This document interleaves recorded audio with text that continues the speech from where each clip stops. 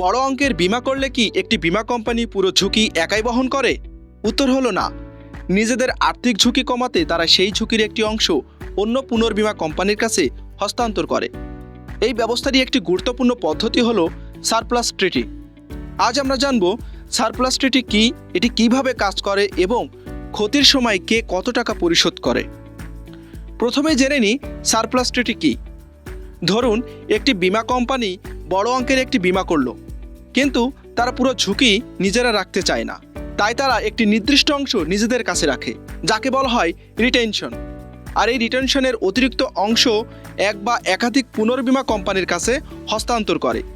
এই ব্যবস্থাকেই বলা হয় সারপ্লাস ট্রিটি। এখন একটি উদাহরণ দেখি। ধরুন একটি প্রতিষ্ঠানের 30 লাখ টাকার বীমা করা হয়েছে, কিন্তু বীমা কোম্পানি সিদ্ধান্ত নিল তারা নিজেরা মাত্র 5 লাখ টাকার ঝুঁকি বহন করবে। অর্থাৎ তাদের রিটেনশন হলো 5 লাখ টাকা। বাকি 25 লাখ টাকা তারা পুনর্বীমা কোম্পানিগুলোর কাছে পাঠিয়ে দেবে।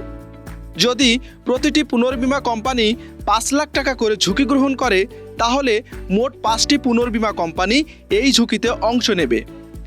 এই প্রতিটি 5 লাখ টাকার অংশকে বলা হয় একটি লাইন।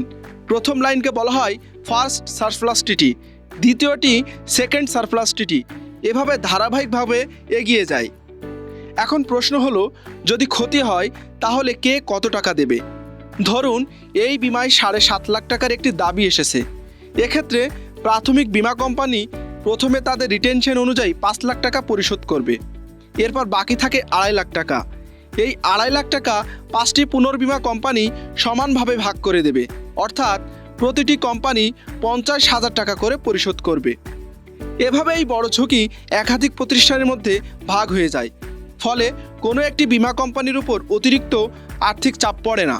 আবার গ্রাহকও বড় অঙ্কের বীমা সুবিধা পেতে পারেন। বিপ্লব হুসাইন, ইন্স্যুরেন্স নিউজ ভিডি।